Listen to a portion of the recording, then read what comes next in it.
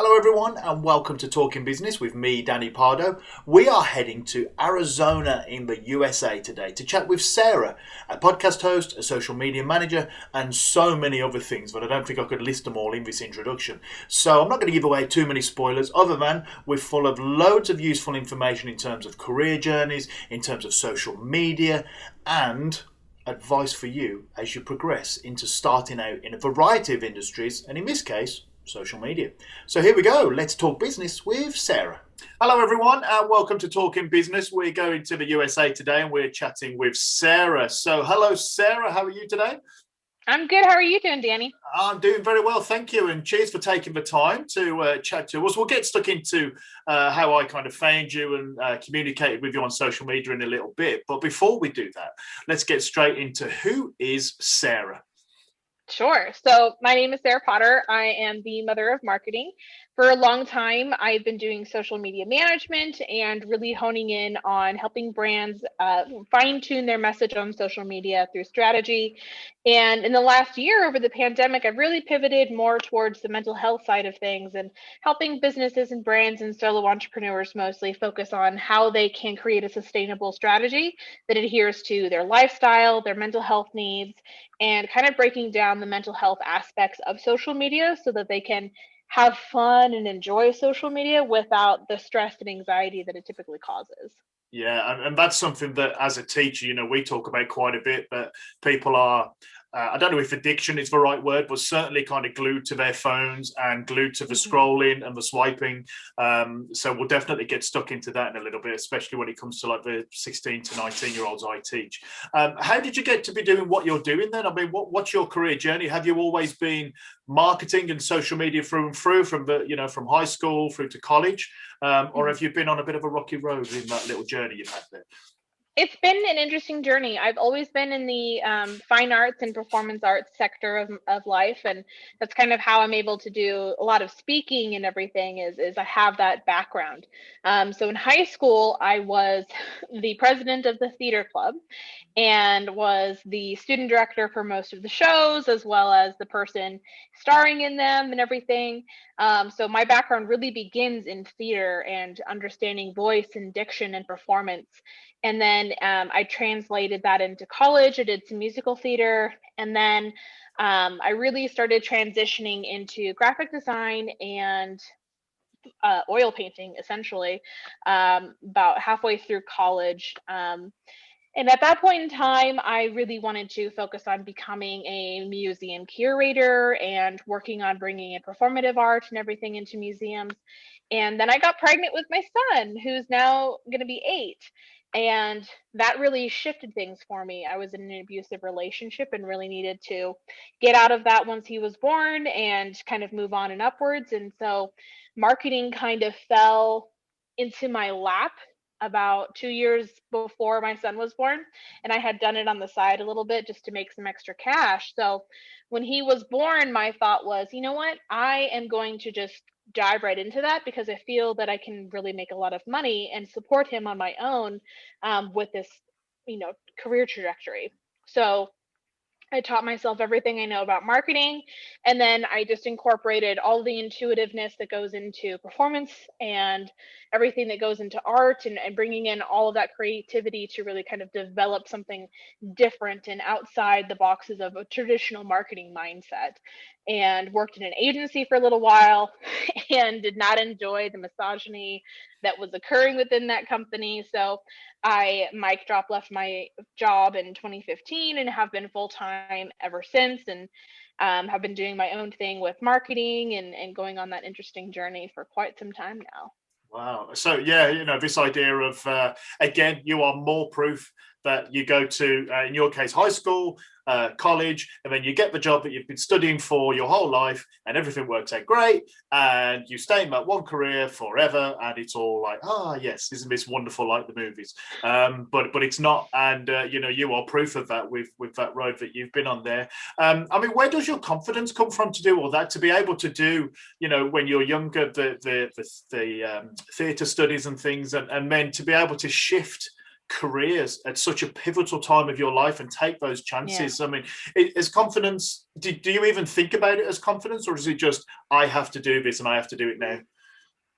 I mean, when my son was young, it was, I need to do this. We need to survive. It was very survival based, and and before that time period, like it was all very just like confidence based. And I wouldn't even say like I was a confident person as a teen. I think like as teens, we all tend to kind of have a lot of social anxieties about certain things, and I definitely would like be nervous all the time before performances and stuff.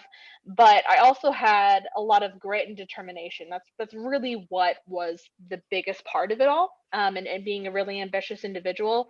I've been ambitious since I was in fourth grade and ran for school secretary and kept going forward with all that in middle school and everything. Um, so it's always been like, I just want to do everything I can and be everything that I can because I'm so interested in understanding all the different complexities of every job that I can get my hands on. And then like, I would say within the last few years, after I started, decompressing and beginning to tap into my own mental health and taking care of that more actively, I've definitely transitioned into confidence and understanding how to be a more presented or a more present in my own confidence in my own willpower and everything with that. So confidence plays a part in it now. I feel very expert in what I have to say because I've been doing it for like almost 12 years. But at the same time, like I try to be really conscious of like, I'm not an expert. I am more expert than others, but there's always something more to learn and enjoy and different ideas to incorporate into what we do. Yeah, and I like the way you're mixing your different passions as well. A lot of people say, find your passion, do what your heart tells you to do, and do what your gut tells you to do. And you're linking all of that in to creating a service that you can then kind of sell to clients. And that's great to hear that you're able to do that and make a living off it.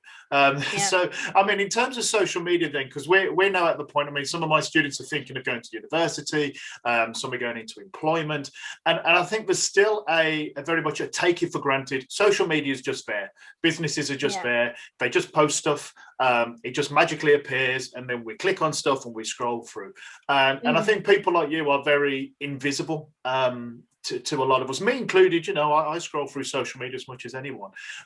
So, I mean, how important are you then in terms of helping businesses kind of get their name out there and create social media rather than it's just some company thought, I'm going to write a tweet. There we go. Job done. What's that thought process in between? Right. We've got to do a tweet. We've got to do an Instagram post. What kind of happens behind the scenes before that can happen? Sure. So usually what I do is I try to build a holistic strategy that incorporates not just social media, but email marketing, website design, any offline marketing that might need to be done, traditional marketing like billboards and digital and stuff, and really understand like what the goal is and what the message is of a brand.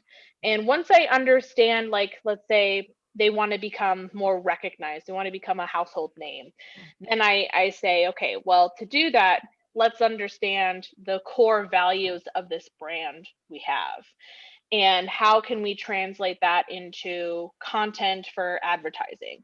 How can we translate this into content for social media?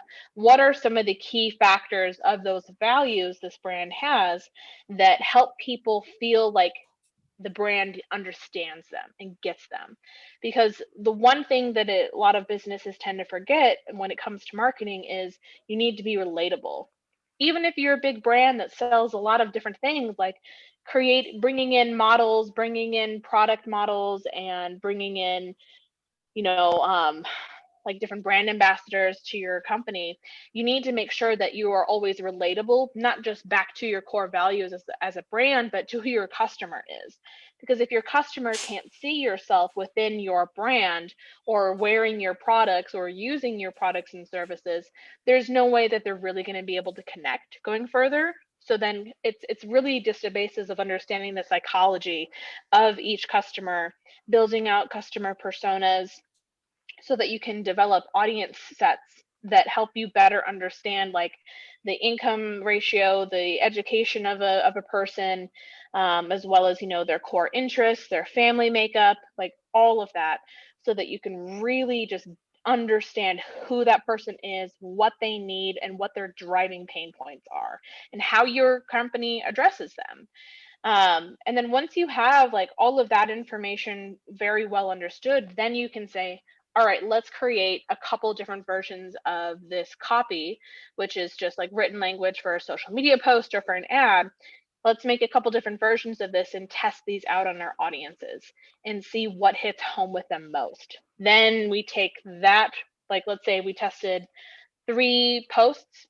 We take the best performing post and we replicate it on any platform that we can where our audience lives.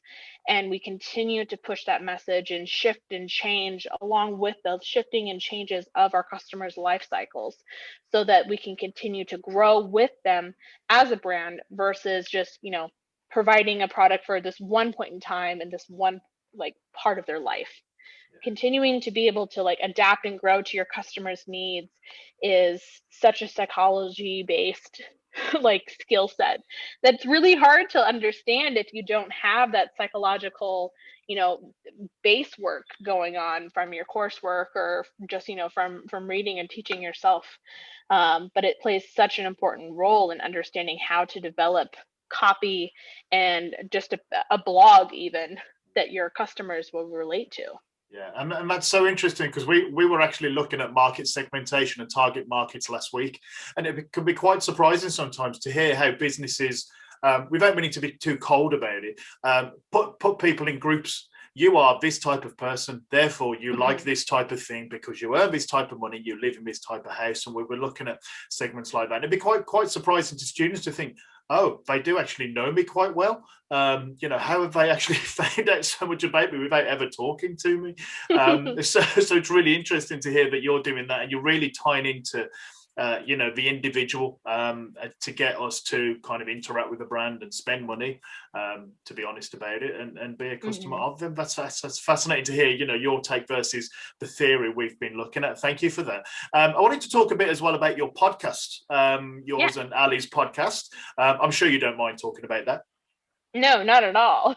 So I thought that might be the case. So I'm really enjoying the podcast. I'm actually on episode 3. I've done four, I think. And I'm a one episode guy. You've got 40 minutes or whatever it is to kind of wow me. So thank you. I'm thoroughly enjoying it. I turn it off when my daughter comes in the room, but on the most part, it's absolutely brilliant. So thank you. And I'm learning lots from that as well. And again, that's you putting your passions together, isn't it? So what is your podcast for people who don't know? I'm rambling about it. I've forgotten it's your podcast. So my podcast is called Social Media Therapy, and essentially the podcast itself is really centered around the idea of helping people understand the psychology around social media. We also have this aspect of it where we're talking directly to business owners and freelancers and social media experts, and like our whole premise is, have you ever had a client and just thought like, what the actual is this person even thinking? Or having a client that says like, make me go viral, and just dealing with all the stresses of being a social media individual or worker, and figuring out like, how do I balance life and work and mental health, because social media just doesn't ever sleep. And when it came to my very early years in my career, I was spending 60 to 80 hours per week, every week, for years and years and years. That's too much. Just continuously grinding away, taking on clients, social media posting, engaging, building communities. And it was a lot. And it wasn't until 2019 when I had a hospital stay, because my body broke down. It could not handle that any longer. And that really set me off on a mental health journey over the last 2 years. And in December, I've had podcasts in the past. One of them is called Monday Morning Mimosas, and I really centered on talking to entrepreneurs and interviewing them. And then I've helped with a couple of other podcasts in the past too. And with this one, like, I really wanted to focus on delivering the answers to managing life and mental health as a freelancer, as someone working in social media and marketing, and exploring different ways that social media affects us, tips for how to cope with some of the societal issues that we face online today, and validate the struggles and the woes of social media workers and entrepreneurs, because there's a lot of them. And it's oftentimes really difficult for those people to feel like they have a safe space to talk and just say, like, this client is terrible. They're the worst. They're a terrible human. I hate my job. I want to do something else. And it's really just like, you're not alone in that whole world. Like, there are other people who have clients just like that and have other tips and tricks that you can use to cope with it.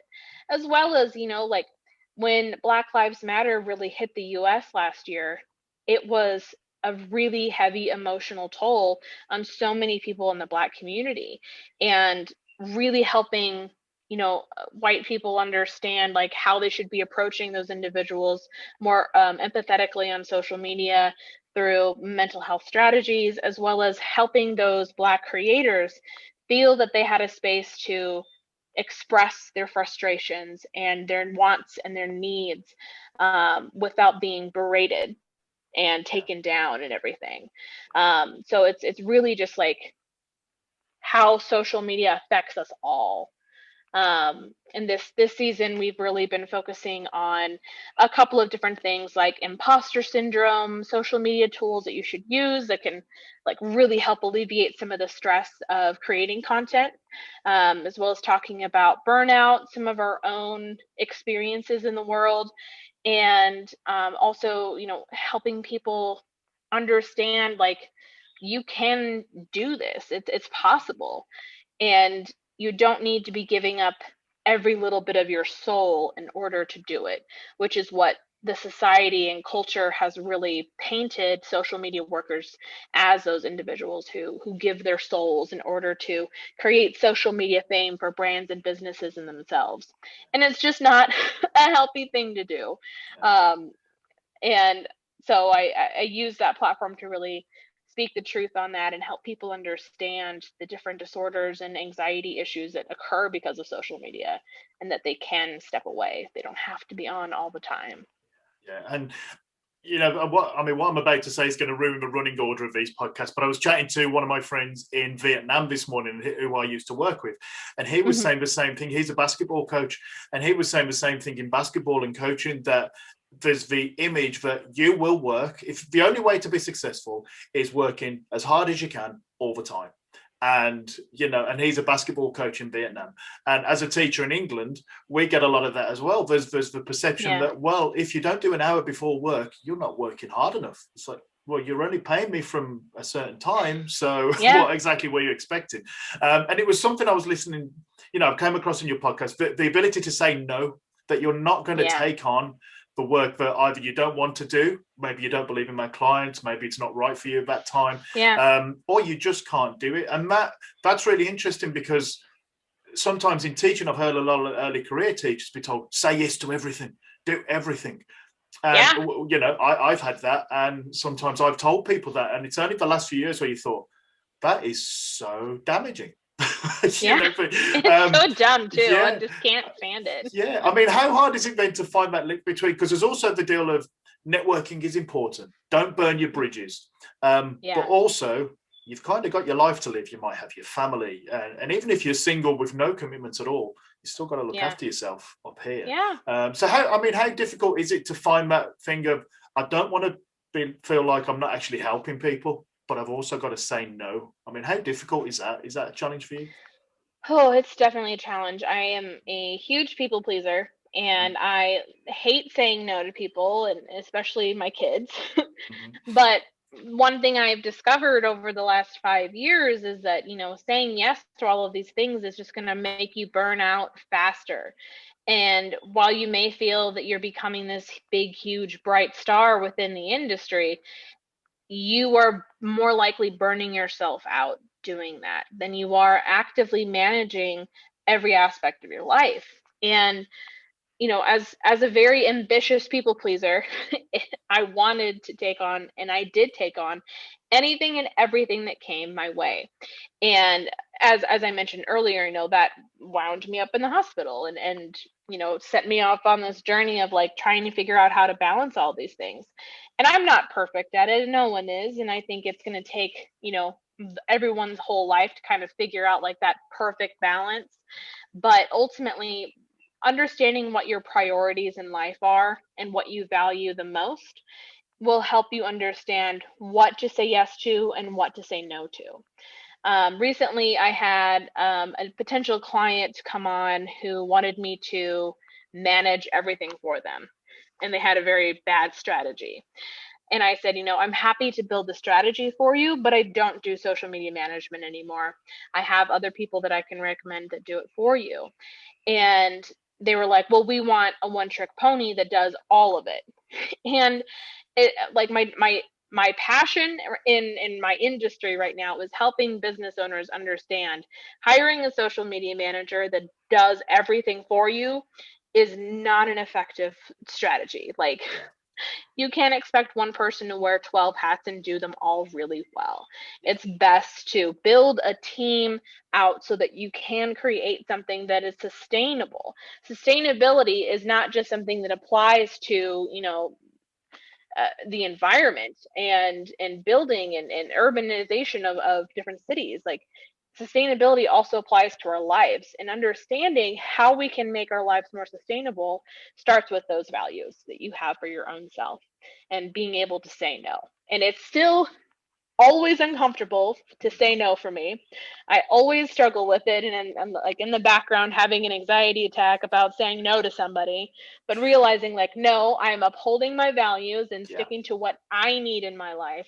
It's not, I can't take care of everyone else if I'm not taking care of me first. Yeah, Sarah, me and you both. It's this is my 15th year in teaching, and it's still a struggle when people say, well, would you mind doing this?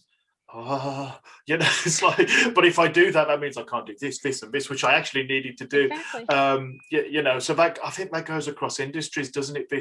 This has been drilled into us, and it's drilled into students as well. Do everything, and then people wonder why mental health amongst teenagers is a serious problem. So, I mean, talking about mental health, I think Matt resonates with me during your podcast as somebody who's diagnosed with depression like 10, 12 years ago now, and then listening to your podcast, you said the word perfect there, and I think this was the episode I was listening to this morning about the perfection mindset. And I don't know if it was you or your co-host who said competitive-itis, that we have this belief that I have to be better than you, and I have to be perfect. And that, guilty as charged again. That's a trap I've fallen into. Even after 15 years of being in a steady job, you're still like, I have to be better than everyone. And this perfection mindset is something that affects our students as well. Are you battling that with that yourself as well, that everything has got to be spot on? Or have you been able to take a breather and go, you know what? I am actually confident and comfortable with my abilities? I think it's a little bit of both. So let me take a drink of water really quick. Yeah, go for it. So the comparisonitis and the perfectionism are two very huge things for me. I am a very A-type personality. Everything has to be neat, nice, organized, perfect in a row before I send it off. And being a creator for the last decade, which feels weird to say, I've had to realize like perfect doesn't sell. Perfect doesn't mean done. Done is better than perfect. And done allows you to test and change and do new things more quickly than waiting until something is perfect and then releasing it out into the world. And so perfectionism within my own work has been easier to let go over time. But it is still something I battle with, and I talk to my therapist about all the time. Say like, perfectionism joined me in the club today and was really raking me over the coals. And I think that perfectionism also stems from this comparisonitis that so many of us have. And that stems from, being told that we all have competitors. Who are your competitors and how can we beat them and be better than them? And I think when we take a step back and look at our competitors and say, I want these people to be in my network. I want them to be a resource to me, not someone I'm competing against all the time, because what you have to offer someone is not the same as what your competitor has to offer. Everyone has a different approach, and that is what makes business so diverse and so interesting. And being able to say, like, this diaper company, Honest versus Pampers, like, they're two very different things, but they can still be on the same playing field and still have, a really great set of business. They just have different customers, and understanding like who those people are and how you can talk to them will kind of help you break down that comparisonitis and say, like, I'm not trying to go after the Pampers moms. I'm trying to go after the honest, clean, environment friendly moms that are very green conscious. Those are two different things, and you can still adhere to your values and try to break away from that comparisonitis.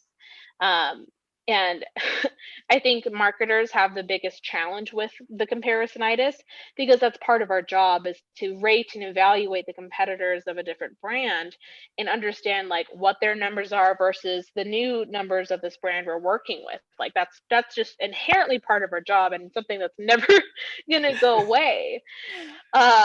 But we can work on it on our own selves.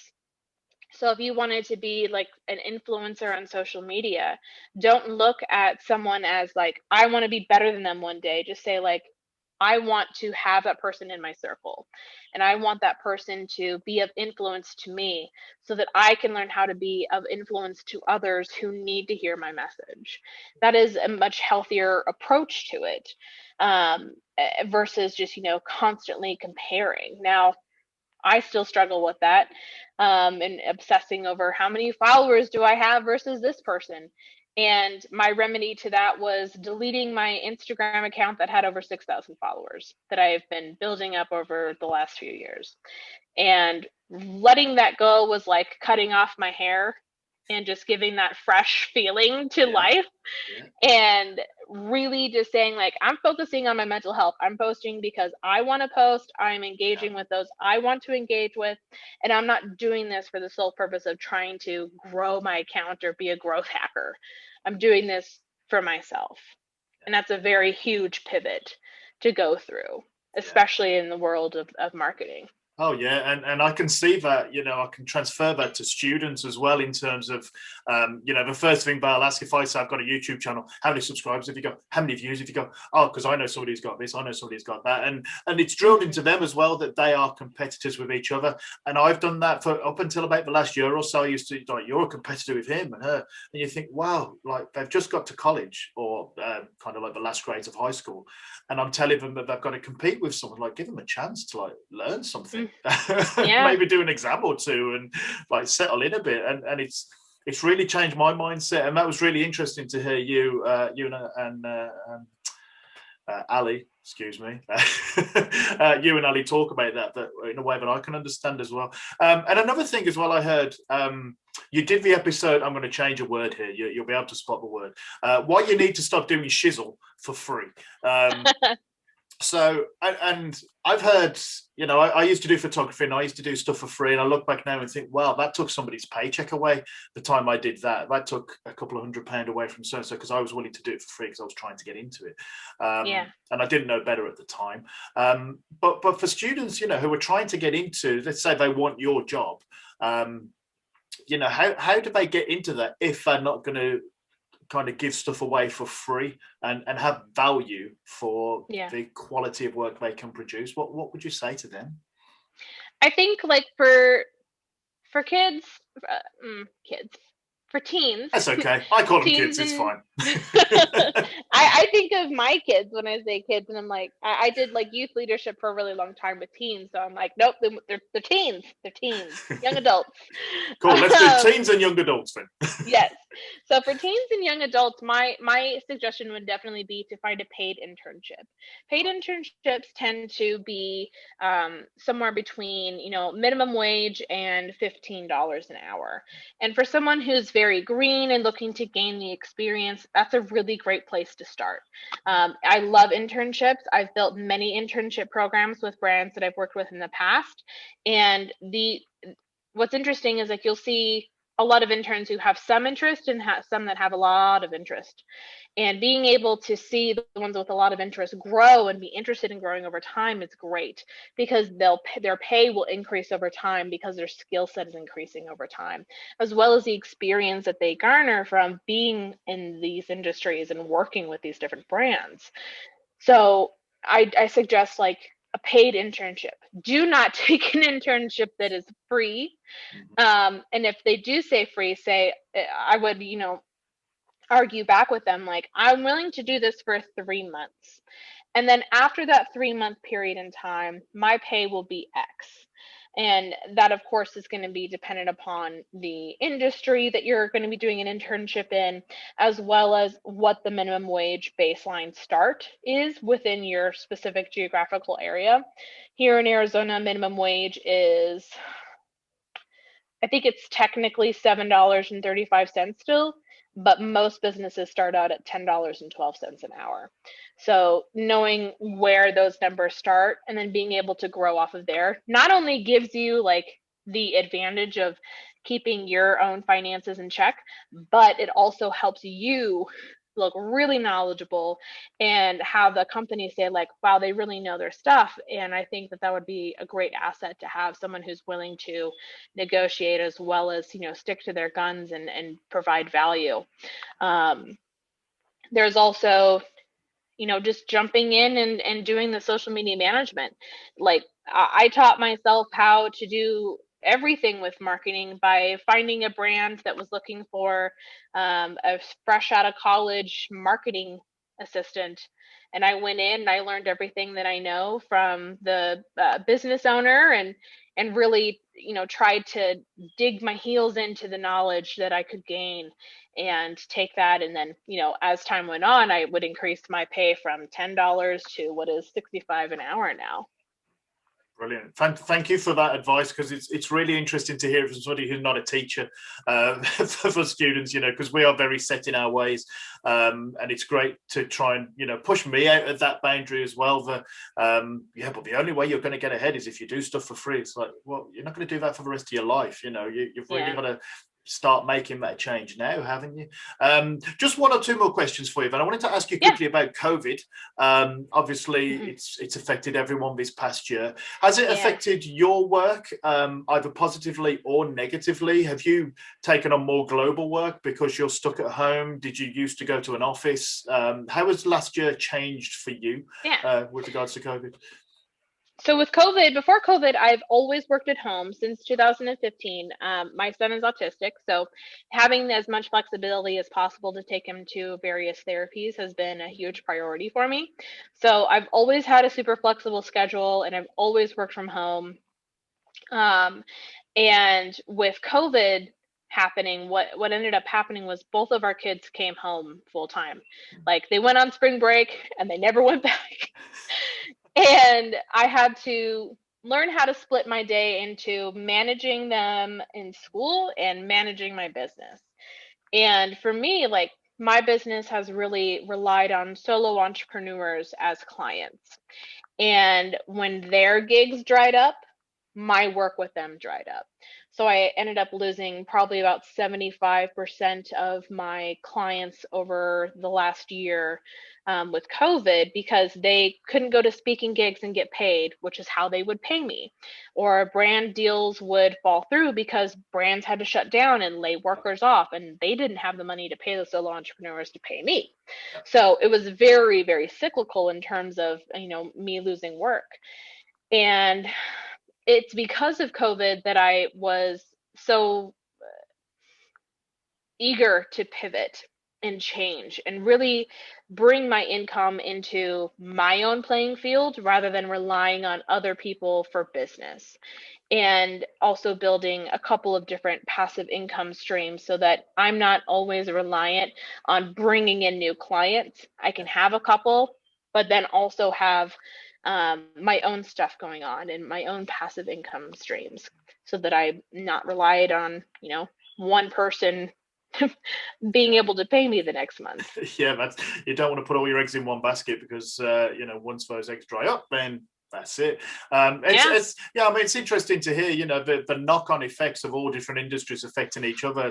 That's not really talked about much in the media, or at least over here. So, what's next for you then in terms of your business and what you do?